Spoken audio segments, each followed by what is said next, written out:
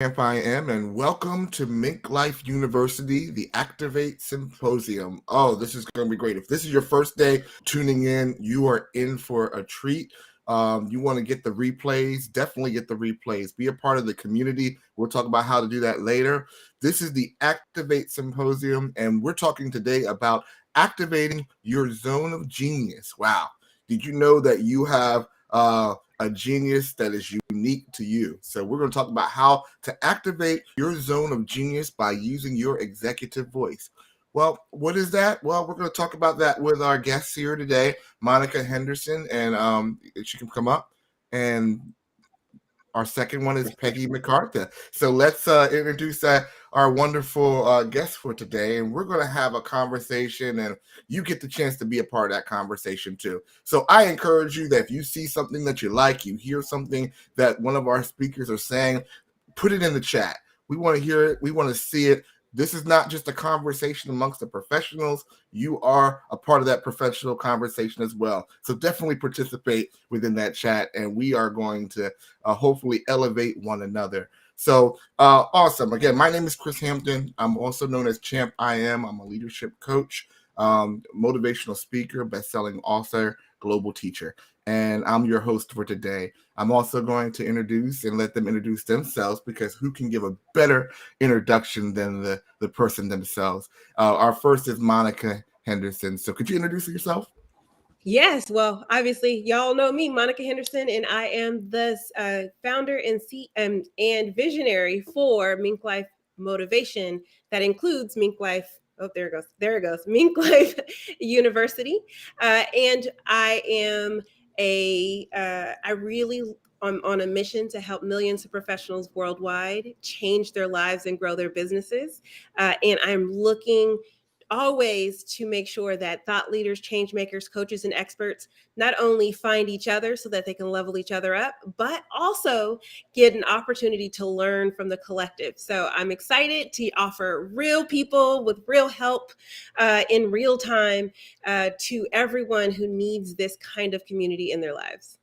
I call Monica the connector, and you definitely need to connect with Monica. So all this thing you're seeing is because of her and her team. So our next guest is the best photographer that I know in California, Peggy McCarthy. Could you tell us about yourself today?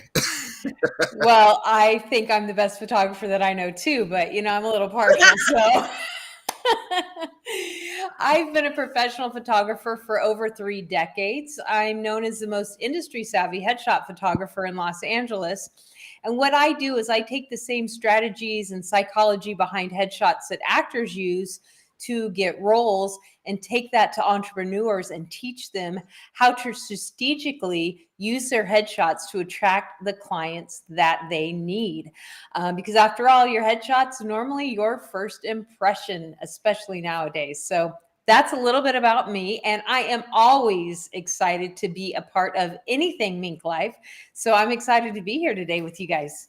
Awesome, awesome. The one thing that we have in common is that we are all entrepreneurs. Okay, so we all run our own business. We are the CEOs of our life. We are the captain and the leaders of our ship that we're driving of our lives. So the conversation that we want to have today is just how to activate that zone of genius, and we're going to focus on the area of your executive voice. Now you're like, what does that mean? You're tuning those, you're tuning in. You're saying, what? Executive voice. Executive voice is just a fancy way of how to communicate your vision and your brand. Your vision and your brand. Your brand ends up becoming your voice that speaks before you even walk into that room. That's your brand. Your vision is that picture of your preferable future that you are building towards every day. So that success that you see yourself doing, that is what's before you. That is your vision that you're going towards, and you're going to go get it. So when we talk about that, we're going to expand on that and probably go all around that topic today, and we're going to see where this conversation leads us. So I'm going to throw it out here. How do you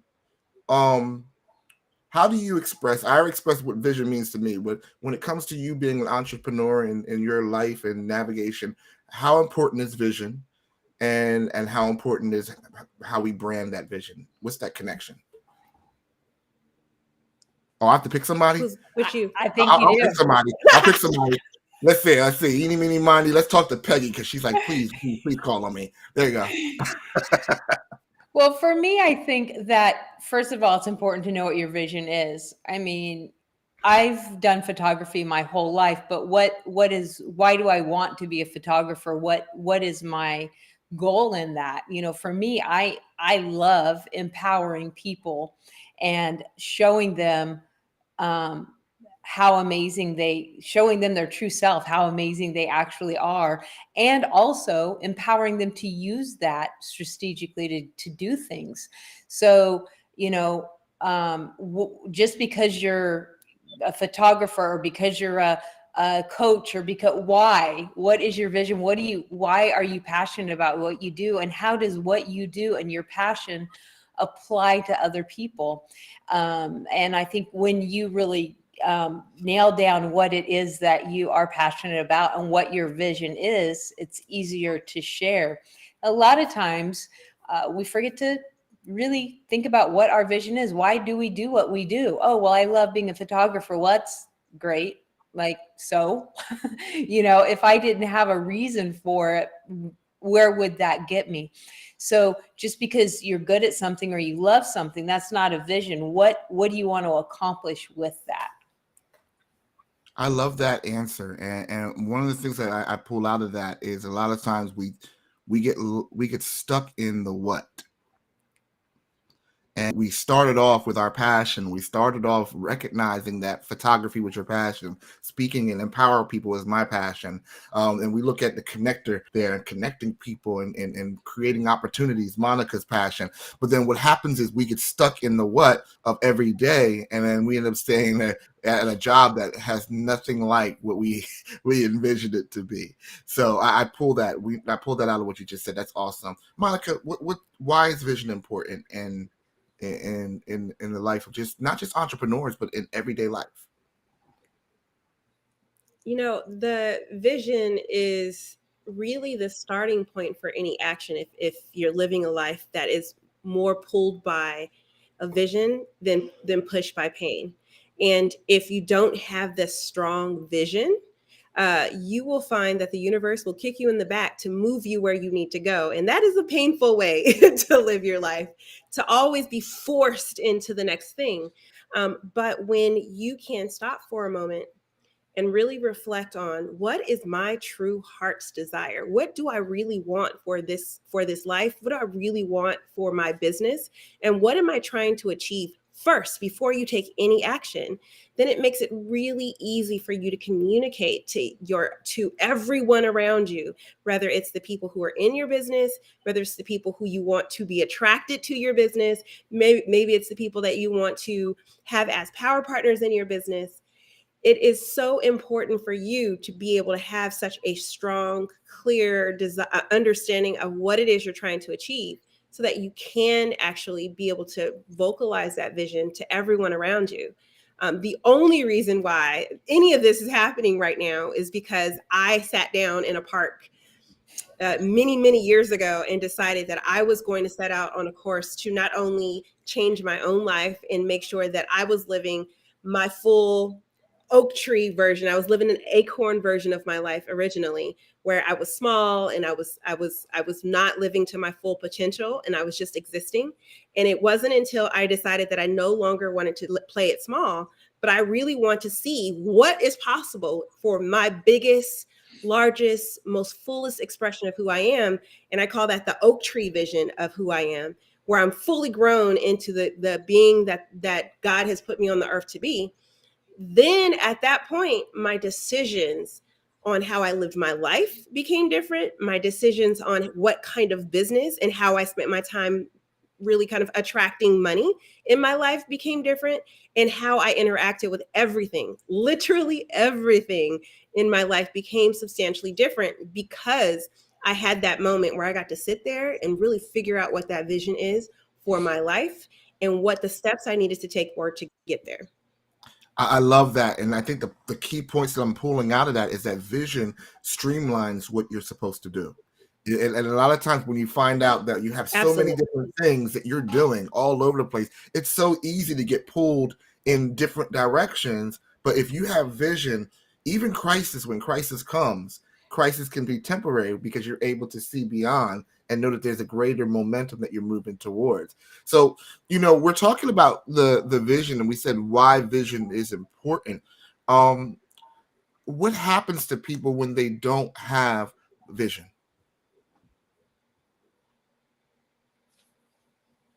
Listen, my way of doing is just jump in. We doing a jump in conversation. I'm not going to do this. I don't want to be like, oh no, they think I put it behind Monica, and then Monica's like, I wish Peggy did. Just jump in. Just jump in. You feel I'm Monica always and coming behind somebody we're else. both trying to respect each other because both of us, we're both like, let me be the mediator. I'll jump in there and say, when y'all jump at the same time, I say, okay, now I'm going to say Monica, but y'all, no. Just jump in. It looks like Monica's going to jump in on that one. So let's jump. We're just having a conversation, y'all. Yeah. So the question, right. Well, the question is, right, like, what happens when you don't have that vision, right? Or did I get that right? Yeah. What happens when people don't have vision? Because again, every day, this is the conversation to entrepreneurs. This is the conversation to the people that are running their business, but there's also for everyday people. And everyday person right now is stuck in the rat race. And they don't know why they need to get out of this rat race. They just know they got to get out of it, but they don't know how. And vision is that first step. But I'm going to share, we got to give them the reason why they need to dream bigger and to see bigger and to be able to pursue bigger. Just in the chat, they're already chatting up in the checks. Nina said you don't got no vision, you're going to perish. She just said you're going to perish. Okay. It's just, that's right. No vision, you're going to perish. Yeah. That's the doom and gloom, like a dun dun dun answer to that question. But the real super practical one is you end up living a life that feels unfulfilled. And I know many of you have heard me on my channel talk about it is your birthright. It is your absolute birthright to live your life that is designed by you, for you, healthy, wealthy, and fulfilled. And if you don't actually know what that is, then you're going to make choices for the problem that's in front of you and not for the direction you're trying to go. So remember earlier when I was talking about you either are pulled by pain or pushed by pain or pulled by a vision. Mm-hmm. Most people live their lives pushed by pain. You make a decision because you have to, right? My car broke down. Now I have to go find another car. Or I don't have enough money for this, so now I have to do something else.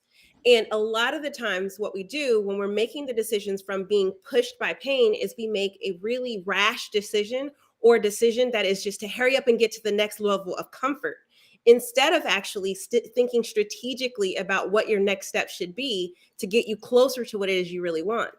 So when I was sitting that day trying to figure out what my life was in that park, I decided I could not be on that I'm just going to make a decision for the next thing and the next thing and end up somewhere completely foreign to me that I never, ever, ever knew how I was going to get there, right? I had a 2-year-old, I was homeless, I had no car, I had $800, I had to figure it out. And getting there was foreign to me. How did I get here? And it was because it was an absolute series of me just making the next comfortable decision after the next comfortable decision, after the next comfortable decision, really not actually living pulled by a vision of what I'm supposed to do with my time and energy. And I've known it for a long time. And most of us do know what our true purpose is supposed to be, but we just are living by those social normative standards that people have put upon us, right? Our parents have told us, well, you're going to grow up and you're going to be a doctor one day, or you're going to be this professional because that's cool to be. Or maybe you just someone said I have to grow up and be married and have a regular 9-to-5 job. And so that's what I'm going to do. Whatever that standard that was put on you, most of us just make decisions based on the standard that someone else created for us. And so when I got into that place where it was completely foreign to me, and I was like, I don't even know, this is not me. This is not why am I here? And I can never be here again. That was when the change happened. That was when I was able to turn my attention to actually being focused on true vision of what my life is. And then I was able to communicate that to people, and they were able to help me along the way. So from being able to actually realize that maybe some of the decisions I made were not the ones that were in alignment with what my true purpose was. Mm-hmm. And maybe there is just a moment, maybe if I think about that for a second, there are ways that I could actually be working and being able to use both sides of my brain, that analytical side and the creative side at the same time, and that all of my skills and talents are not just being used, but they're actually being celebrated. Right. What would that look like? And if people could start asking themselves that question, it's like, what are my talents? Mm-hmm. What am I good at? And I wonder what it would feel like if people celebrated the things that are amazing to me. My brain works really strangely, and I work in systems, and I look at patterns, and I'm like a weirdo when it comes to like planning and grids and spreadsheets, and I enjoy it immensely. And I had to actually step into being comfortable with being that kind of a weirdo, right? But what happens is that you people find out love that. your zone of genius, and that's exactly what this whole entire topic is about. Is being when you discover that what makes you unique is actually a part of your genius gene, and it's a part of what makes you. It's actually there to serve you. But if you don't have an idea what your vision is, you won't. Your gifts don't know how to serve you because you don't know how to put them in the right place. Let me throw to Peggy. Peggy, what do you think? Well, first of all, this isn't what I was going to say, but I'm going to build off of what you guys were just saying, and then I'm going to say what I was going to say. So I'm a big, huge believer in we all have gifts and we all have our zone of genius. I'm dyslexic. I didn't learn how to read till I was 11. I was told I was dumb. You're so dumb. You're so dumb. You can't do anything, like my whole life. And my dad learned how to read the same time I did. He was, in his 40s, and we learned to read together. And I remember once in high school, dark moment, I was really upset. And I told my dad, I don't like you because you made me dumb like you, which is a horrible thing to say. I know. Wow. Fast forward. I'm living on my own for the very first time. I'm out on my own for maybe 6 months or less. I call up my dad and I said, Dad, thank you for making me dumb like you, because these smart people, I don't know how they get up in the morning by themselves. Because I realized how to use my brain, and I realized that I don't have a disability. My brain works differently and I do things differently. And anybody that's been around Monica knows that she is definitely a genius in all the rights, because her brain works differently. But I'm sure somebody thought she's weird, but no, she's like, anyway. So I think when we recognize that we all do have our zone of genius, and instead of being told that that's our default, or that's our disability, or that's our, and lean into our disabilities and our differences and push forward and let that expand into our genius, that's where we see the brilliance and the wonderful. But that's not the answer to the question. That was just my little sidetrack. No, you can't just dump on there. Hold on, Peggy. You just dumped out a lot there. And people in the chat, I want you to jump in here and put your stuff in there as well. You just jumped out and just dumped the whole. I want you to answer the question, but you bring me to a point, because a lot of times we jump into these conversations about vision, and we never really discuss, and you'll make me research this a little bit more in myself, how we see. Mm-hmm. And I think what both of you basically pointed out here is that, we all have the gift of vision, but how we see is different. So when and I'll give you an example. When I knew someone was starting a ministry, and they started it in a laser tag. And it was an old laser tag building. So when we went to go into the building, he was seeing things that he said, I want the sanctuary to go here. I want the kids' ministry to go here. I want my office to go back here. And all I saw was a busted up black dark space that was a laser tag in a shopping center. He saw all of this, and all I saw was the present. And what I learned is people see things differently. But Yeah. what allowed us to do what we did, the work that we did, was he was able to communicate the vision of what he was saying. But people can't talk about vision if they can't express how they see, because the branding conversation that we're going to have later is talking about how to communicate what we saw and be able to display it. But if you're not comfortable with how you see, and you're trying to see through somebody else's glasses and through somebody else's lens, these lenses right here, and I put on Monica's, I'll be in a whole lot of trouble trying to look through her lens, right? And vice versa. So we have to learn how to give everybody space to see differently and to embrace that. And the world's not really set up like that, because they want you to see it the way they want you to see it the way that they do. But I want to give you space because you just dropped all that knowledge in that one spot and didn't answer my question. So what happens when we don't?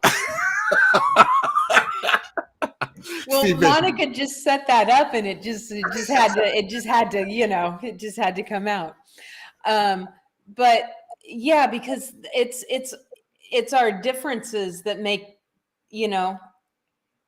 see, you don't want me to answer this question because you keep saying things that are like my soapbox statements, like we all see things different.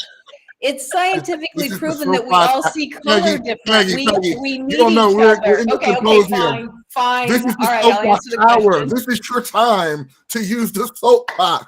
If it was any other time to be a soapbox moment, Peggy, we don't have the 2 minutes that we normally have during the regular rap session. This is the symposium. If you're checking in, this is the symposium. You're getting down-to-earth, intimate information from the professionals. So if you like what you're hearing out there in the chat, just say, this is real. This is real to me. This is real to me. This is touching me somewhere. And Peggy, answer your question. Okay. So the other day, I dropped my teenager's friend off at their house. And my GPS had like some weird thing happen.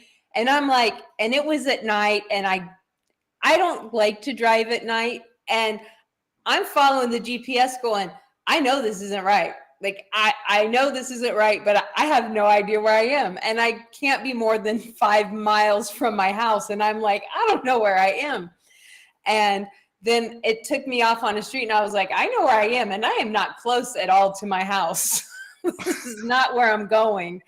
And I'm following the GPS for a while, and then it tells me to turn left on a one-way street going the opposite way. And I was like, I have no vision. I need to pull myself over and first of all, get my bearings and figure out where I am. Because I was just trying to survive and not die in my car, turning the wrong way on a one-way street. I had no vision because I didn't know where I was. I was totally disoriented because, a lot of times in life, like we do when we drive, we put that GPS in and we're thinking about other things, and we're just like, turn right, turn left. And we're not really paying attention. We're just kind of following the flow.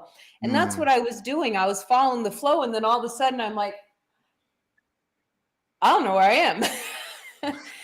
And so that's a lot of the times we're either in survival mode, where we're just trying to not go bankrupt or pay bills or eat or get our kids shoes or whatever it may be. And we're just like looking at, I like what Monica said, getting to the next place of comfort. And sometimes when we have a vision, we're not always comfortable. It's not always comfortable. But sometimes when we're in survival mode for so long, we just need a breath. Like, just let me sit here. And so we take the comfort and we get off the path. And then all of a sudden we're way off the path and we forgot where we were even going. So when we have a vision and things do get crappy and they're tough and they're really hard, it's okay because we got a vision. We know where we're going. And we're like, okay, so we got to climb over this really rocky road here, and it sucks. And I just scratched my elbow and I stubbed my toe, but it's okay because right there is where I'm headed.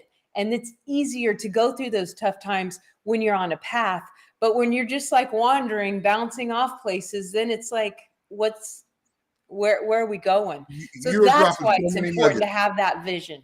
You are dropping so many nuggets because you have to go back. You have to rewind. You have to rewind because they're like, what does this have to do with executive voice? It has everything to do with executive voice. And the reason why is when you are at that point, guys, where you have been living this rat race for so long and you were like, just what the world is going on? You said something very important, like with the GPS. You had to stop and say, where am I going?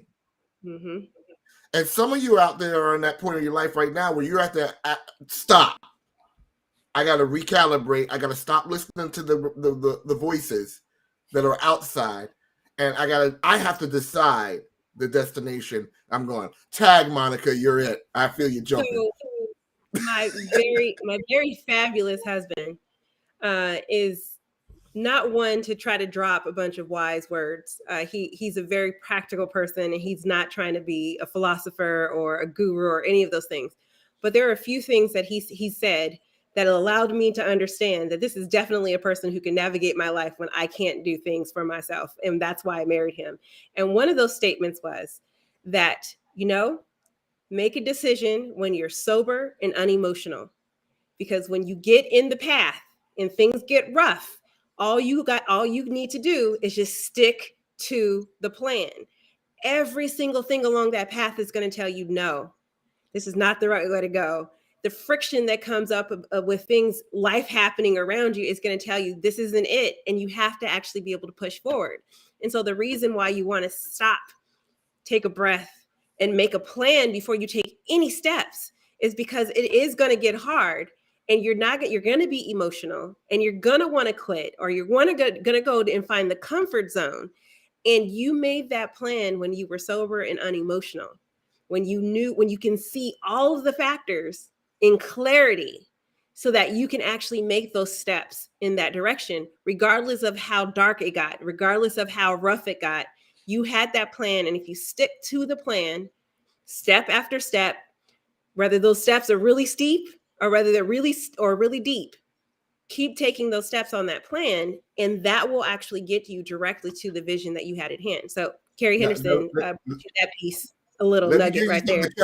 Challenge that, Monica, because what's going to happen is that for you people that are organized and you have to have everything in a box, and you find out that you've gotten that, you're sober and you're ready to receive, and now you're ready to receive this vision that you got. And all of a sudden, the vision that you received is so much bigger, so much better, so much like almost out in another reality that where you are. So you're in a crisis moment. You finally got your woosah moment, and all of a sudden you're getting this big old vision of your preferable future, showing you that you are running things. You are building things that are better. And right now you're poor. You can't pay your bills. You're homeless. You're out of a divorce situation. You're going through all this trauma. Family members just dropping off at like flies. And everybody's like, oh my God. But in the midst of this, something's giving you a picture, showing you a bigger picture. And it doesn't seem logical. What do we talk about? Because I'm talking to two visionaries right here that will tell you. Because I want to make sure that it's not going to be in this pretty little box. Once you got quiet and silent, and then when you start to receive this vision, talk about the vision and the scope. So here's the funny part. The deliriousness that comes through when you said that, I was like, he's literally out here telling my entire business right now, right? So like all of those, like not all of those things, but a lot of those things are happening to me right now. All of the chaos and all of the crazy and all of the things that are saying, just stop, don't do anything, put this back on the back burner, return to it at a different time, go focus on something else for a little while, and then come back to this. It'll feel better. Like inside of me, everything is saying that, right? This symposium was pushed back 2 weeks because I had COVID, right? And, at the end of the 2 weeks, I was like, maybe I should push it back again. But because I have a larger vision for my life, right? Because I know that everything that I got in that moment of the download, that this vision is bigger than me and my oak tree version of me is substantially larger. And because I know that the universe conspires for my good, and that what is supposed to be of this, it's either going to be a win or it's going to be a learn, but either way, this is going to give me some sort of value in my life. Despite how tired I am, despite how that I have to get up and keep making the donuts, I have to stick to the plan. And in the end, I will be rewarded for all of that work getting put in. Like literally, when I tell you, it seems like every day there's a new crisis coming up. Every day, a new crisis coming up. It's gonna be like that. And still, I'm still here, right? Like literally every day there's a new crisis. And yet and still, I'm still here. We are now live on YouTube, live on Facebook, live on LinkedIn, having a conversation about business. And there are parts of me that are like, a nap would be fantastic right now. Yeah. But my mission and my vision are so much larger than me. And because I committed to myself to have that oak tree experience, them growing pains are just growing pains. But guess what? Scars will happen. And scars are good. And the reason why scars are good is because if you don't make it, you won't create a scar. You die, right? Only way you can get a scar is if you are able to go through something, come out on the other side. They're badges of honor. And so even in this moment where I am desperate for a nap, I could desperately just take, plug out and say, you know what, I'm just going to make it about me. I don't care about all these other people. I don't care about the mission, and just like fall off the face of the earth and cocoon myself. Or I can say, you know what, I'm going to do this anyway, because the vision is huge. It's the desire to help people tap into their zone of genius, because that's what we were put on this earth to do. Is way bigger than the fact that I need a nap right now. I can nap in a few minutes after this is over. Right? I'll show up now and worry about that later. The great thing about what you just said is also that you get strength from your vision as well. Absolutely. And the reason why we're running low on energy, sometimes I don't have the strength to do what someone else tells me to do. I got the strength to do what I want to do. You'll get things done. You'll get the things done. You'll work 3 jobs if you know the purpose of why you're working the 3 jobs. I worked 3 jobs and almost got a heart attack. But when I realized that I'm supposed to be speaking, I ended up cutting 1 job out, and I was a caretaker for my family. I was able to do all those different things. But my reason shifted. My reason shifted. The workload didn't shift, but my reason for what I did shift. And then what happened was I was able to see opportunities even at the places that I didn't want to be at, because I was looking at it through the eyes of my vision. And now the job that you hate, waking up to every day, was really molding you to become what you saw. The other point that I wanted to bring out was that we talked about the bigness of your vision. And we're going to talk about this because we're going to shift to how we communicate that vision. Is the reason why that vision is bigger than you are is because it's not meant for you to do it alone. And that's the reason why we spent so much time talking about you being able to see. Where's my handkerchief? We're about to get into it. We're going to church right now. Because you can't do it alone. And the problem that we have right now is that we're stuck on big, because we don't realize that we're looking at it and saying that, oh, this big vision is so big, I can't get my hands around it. It's not meant for you to get your hands around it, but you have to be able to one, see the vision yourself and be able to communicate it, because when you communicate the vision, that's where your help comes from. So let's talk about how we communicate. What are some of the mistakes that we make when we are not communicating our vision? Me. I'm all about the mistakes. I got this. Jump in. Is this real for y'all? If this is me, if this is for me, this is for me. If you're still watching, you're still tuned in. If you have a question, put your question in the chat as well, and we'll do our best to answer it. Listen, You're part of this conversation too. So welcome, welcome, welcome. Hello, Peggy. So this is fresh. Like I don't have scars yet. It's still dripping right now. So this is good. So Monica has this amazing conference and amazing things. And I've been fortunate enough to be a part of it and honored to be a part of it since the very beginning. And I kept saying, man, Monica, actors need this, the version of this on the actor side, man, this is, and I just kept saying that and like laying it down and walking away. And Monica's like, well, Peggy, why don't you do it? And I was like, me, I'm a typical leader response. That's a typical leader response. Go ahead. I'm just throwing it out there. Like somebody should do this. This is awesome. And so I was like, no, it's me. I got to do this. And Monica watched this like grow. She watched the seed grow in me until it came to the point where it was like, it's exploding inside me. We have to do this.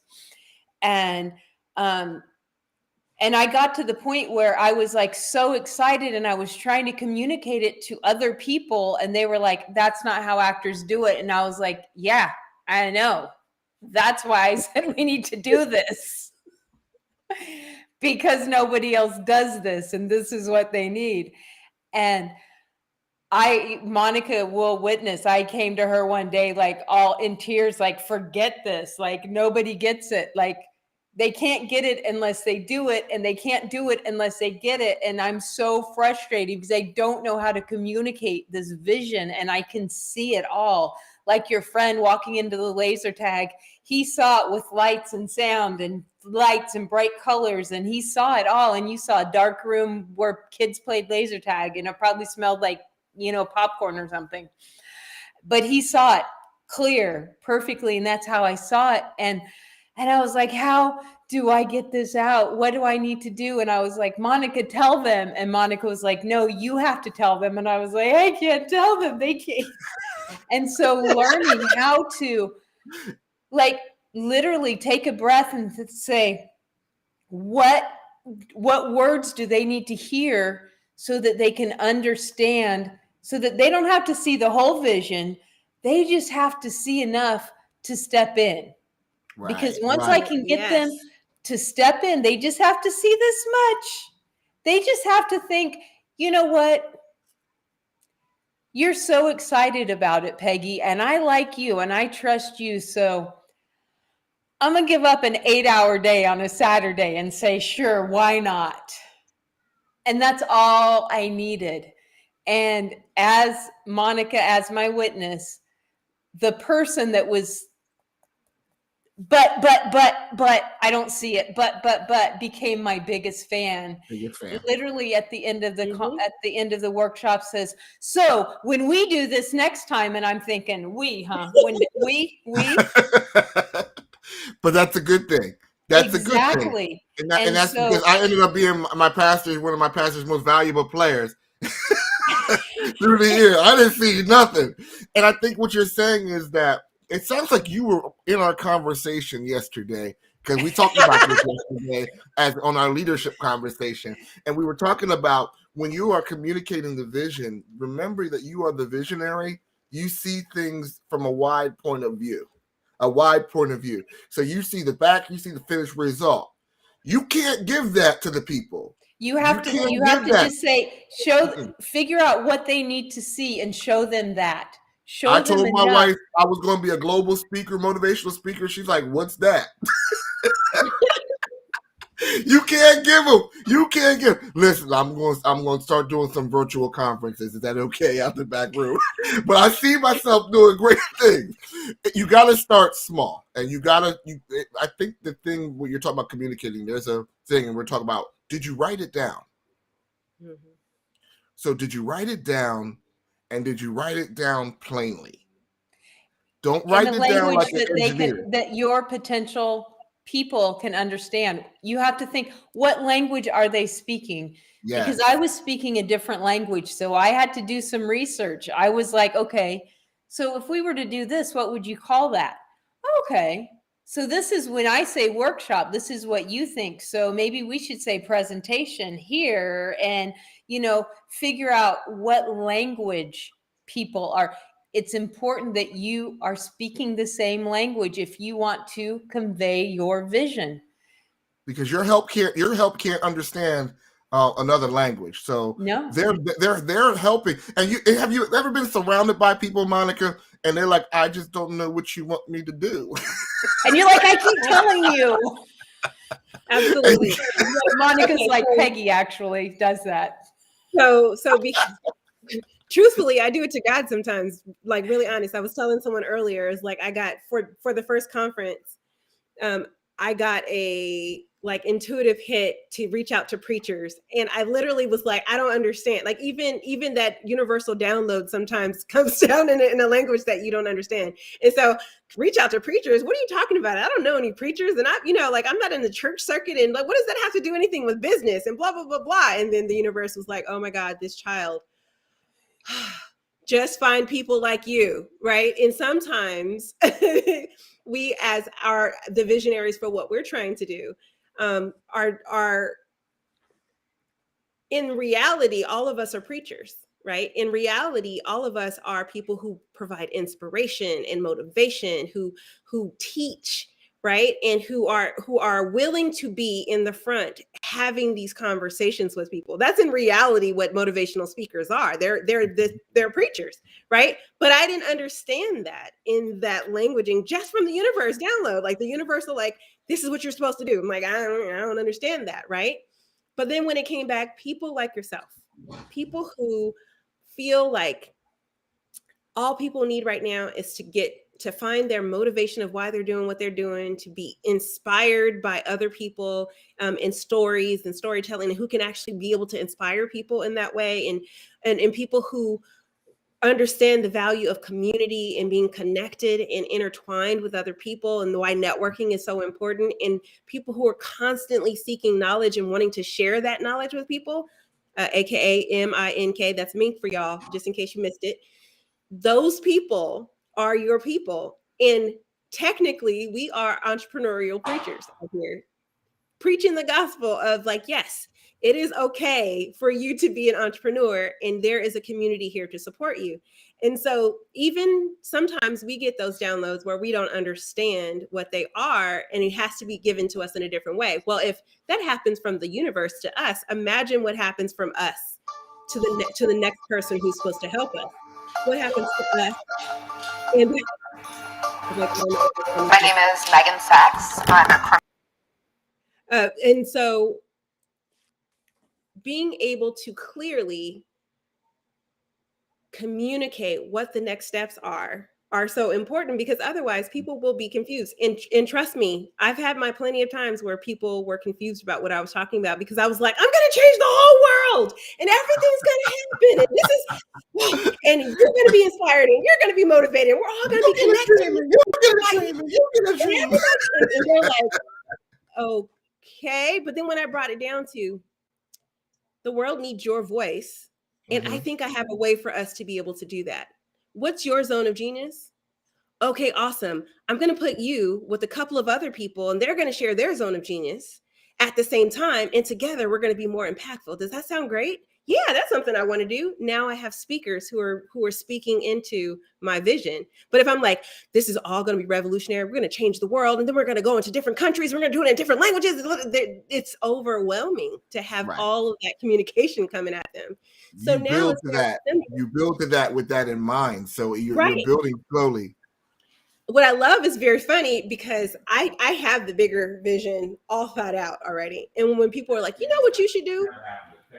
You should take this on the road to other places. And I'm like, I'm glad you thought of that, because I already had that as a part of the vision. But when they pop into their one part of the vision and they're able to kind of see like, oh, I see how this is all coming together. And I don't understand all the parts, but I at least understand that this is going somewhere, and I'm going to stay in long enough to figure out where this train is going. That's when you are really being great. And what you did with Peggy was, hey, Peggy starts, well, this is a great idea. Well, why don't you do it? Because what happens is people are going to see themselves in your vision. It's not a philanthropic It's not 100% philanthropic, guys. Some people are going to feel the heart of what you're doing and they're going to serve you. But the reason why they're serving your vision is because they see a part of themselves in your vision. Whether they see it as a one-up or they see it as empowering them to go to another level, they still see a part of themselves in your vision. That's why you don't count it, take it for granted that people are touching your vision like that, because your vision is now it's more than you, it's bigger than you, and the impact around you, you find out that you can do more together.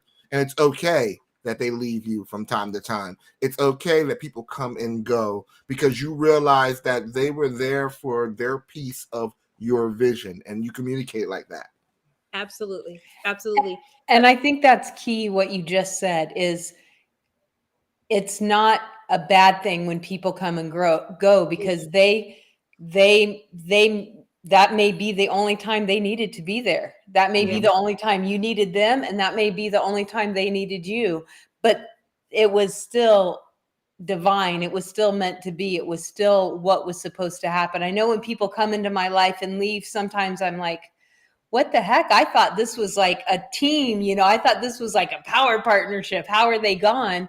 Oh, okay. It was. Nothing was bad. Nothing was wrong. It was just a short time that we were supposed to be involved in each other's lives and businesses. And that's okay. And I think people sometimes get hung up on what I do wrong or what they do wrong, or maybe I'm not on the right path. No, just that's where your paths intersection, and then moved on. It's just how life works. You know what's sad? When leaders and people that are visionaries, this is, we're talking to visionary voices today, is when visionaries turn help into haters. Mm-hmm. And what I mean by that is the people that were there to leave and now there's time to leave, they're turning them into haters because you ain't no longer part of what I'm doing. You supposed to be. People don't belong to you. No. And if you understand that as a business, as whenever you're walking through life, that whoever comes in your life, they don't belong to you. They're on loan to you. And when you do that, you treat them with a certain level of value and a certain level of attention, that that they're only here for a season. So I'm going to make sure that we make the best of this season together as we grow our vision and our voice together. My dad always said, when you borrow something from someone, always return it better than you got it. I love that. And if we think of people that way, you're on loan to me. So while you're with me, I'm going to polish you and I'm going to shine you and I'm going to give you wonderful things and impart, so that when you leave, you're a better person than you were when you came to me. In return, I'm also a better person for the experience we had together. But if we have that mindset, that I like that you said that people are just on loan to you. If we have that mindset and we always know that this is something that I need to take care of because it's not mine. I want to make sure that I give it back better than I got it, so that more things will come to me and I can do the same thing. So I like that. That was really good. I like that. So I was having a conversation earlier today in the incubator with someone who was ending a relationship, and they're amicable. They just decided that, you know what, we're no longer suited to be together. Mm-hmm. And I said, it's really just like retiring from a job you had, right? No one gets all like, angsty about retiring from a job, right? That the company celebrates that you gave a contribution. Everyone pats you on the back and says, yes, you're on to your next chapter in your life. And if we think about when people are coming and going in our lives, that it is just a retirement from that position in our lives, but that they're on to their next chapter of whatever's going to make them more successful. And you're grateful for all that they can contribute. And it should be a celebratory moment of like, thank God you were in my life.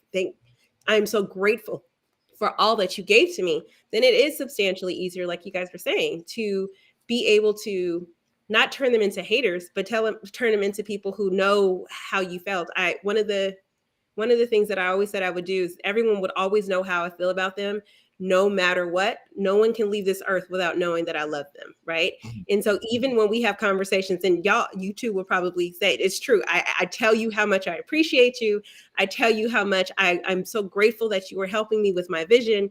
And why that is so important is because you never know when someone is not feeling appreciated for the value that they're giving your business, that you don't know that. And since you don't know that, it's better to over communicate it than to under communicate it.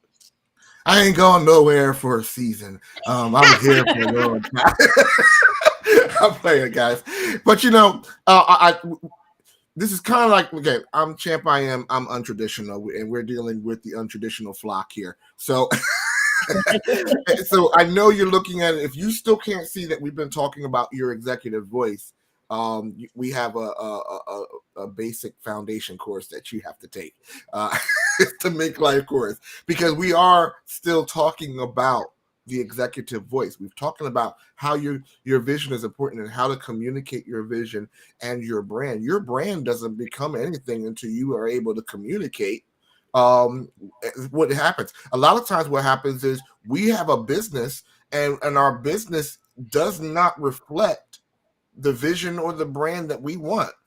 And if we do not come up with the vision, guys, if we do not come up and take responsibility for our brand, they will assign a brand to you. They will call you, you're not worthy for business. You're not ready for it yet. You're a wisher, not a wanter. You're not in this 100. They're going to talk about all the things that you could be or that you're not. They're going to assign a brand to you. They're going to call you the Bobo. Instead of Nike, they're going to call you Bobos. They're going to like, what is that? That's your what's your brand? You don't want them to assign a brand to you, because if you assigned a brand to you, that means they're assigning a worth to you that doesn't match your worth.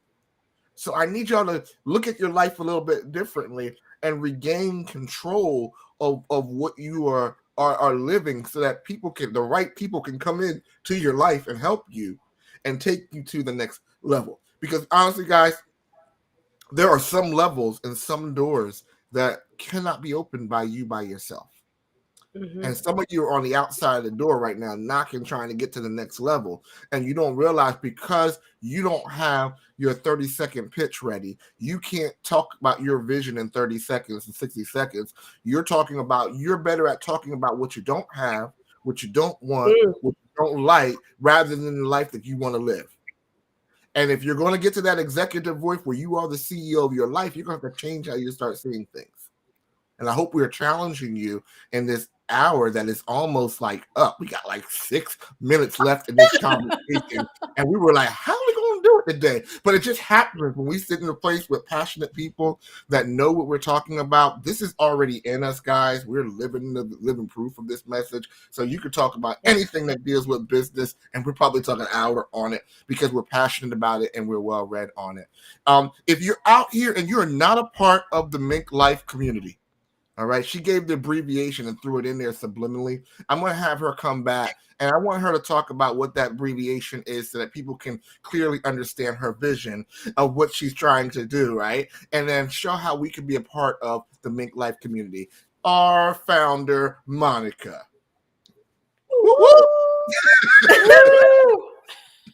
Okay, so my purpose, I'm gonna back up a second, and I'm gonna tell you that I got my word when I was 12. So my mission actually started when I was 12, and I did not know how that mission was going to be executed or what was going to happen in my future, but I knew that at the age of 12 that I wanted to be a muse. And for those of you who don't know what a muse is, it's a source of inspiration. And that mission has driven me to create Mink Life Motivation, because I wanted people to be motivated, just get motivated to do something. Because I sat around when I was not able to use my words and I was not able to use my own voice, I sat around and listened to adults spew all of their regrets. I wish I hadn't have done this, and I wish I could have done that. And that motivation to do something different is the first step to you being able to have a life without regrets. I wanted people to be inspired, because without inspiration, being able to stay encouraged and stay moving and staying forward, it's really hard for you to stay in it when it gets dark, right? When the times get hard.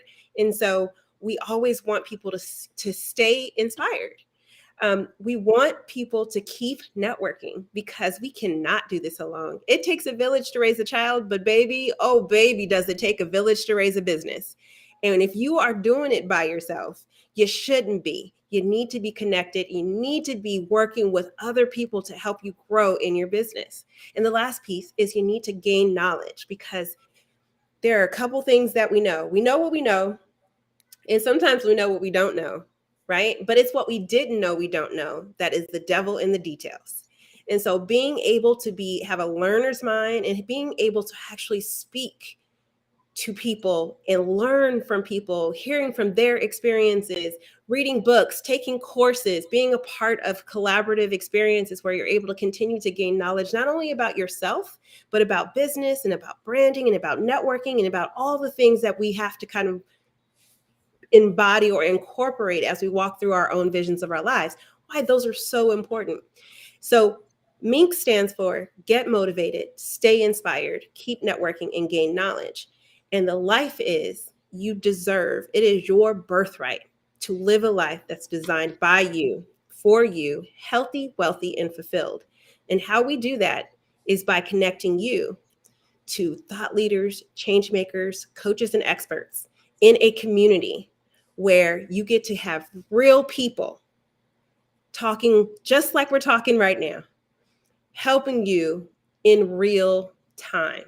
Real people, real help, real time. That's what we do here. And if you are feeling as though I'm so tired of carrying this load by myself, I'm so tired of having to do all of the things by myself, I can't see what's up. Let us share that load with you. Let us help you help yourself through what you are going through in your own business and your own life. You absolutely need to make sure that you have a village. And if you don't take ours, because our village may not be your village, but if you don't take our village, take someone's. But if you want a space where you're able to actually connect with real people in real time, literally in real time, we're on the internet all the time, helping people all the time, because we're global in 24 hours. So please don't hesitate to come to the lectures, come to the symposiums, try out our Minkubator, and really be a part of a community that is here to serve you and here to support you. And that we want you to give us advice. We want your expertise, because your experience has value as well. So that is what Mink Life Motivation is about. That is my vision. I hope I have used my executive voice to establish that clearly. Awesome. And that's how you explain your vision and communicate your plan. Just like that. Well, this is my first time moderating. I hope I get a chance to come back and talk to y'all again. I didn't totally do the way we do it, but we put the chant spin on it. I mean, we put the chant spin on it, and I know I might went off praying a couple bit, but forgive me. But I gotta be who I gotta be. But this has been a great hour, guys, and I love the fact that when we get together, you're going to get authentic, genuine, transparent conversations by everyday people. When we say everyday people, we're just like y'all guys. We put our clothes on the same ways. We're on our way to making our million, billions, trillions. So we are going to make it, and we're going to show you how to make it. And like she said, if you don't have a village and you're doing this by yourself, this is a safe place where you can grow together. I'm a witness to that. And your life is going to be changed by the people in this community. This is a global community. This is not just local. Yeah, I'm in New Jersey, they in LA, but they got Africa. We got China, where we at? We got Russia. We all over the place. We are name the country. We somewhere in there, and we know somebody in there. London, England. We got the London, England troop that's there. They're way exciting group of people, but they're worldwide. Yep, Australia, South Africa. We're getting a stronger contingent in South Africa, actually coming in quite strong these days. But with Canada, can't forget our northern neighbors, and a lot of people from different parts of the UK. So we are Scotland. We're branching out all over the world. and little old me from New Jersey. But I am actually going to be just talking about our class tonight, and I will be the host professor, champ. And we'll be talking today about releasing the everyday leader. If you are talking about getting your vision out and how to help people see you as the leader that you are, then you want to be on that conversation when we talk tonight. It is 4 p.m. I can't never say Pacific. I'll be like specific time, but PST time, and it's 7:00 Eastern time. And I would love to have you in that audience as a part of that conversation where we can talk about everyday leaders like you. So we have run through another hour of the Activate Your Genius, and I hope that you have been challenged to change and to redirect your vision and your voice so that people can hear it and put their hands to it and grow it together. I want to thank our co-host and our speakers and our panelists today, Monica Henderson and Peggy McCarthy. We give you the mink love. And we just thank you for another episode. We thank you for your time. It's not wasted. And hey, if you like this, like and share it with somebody else, because we may be able to open someone else's eyes so that they can communicate their vision too. Thank you.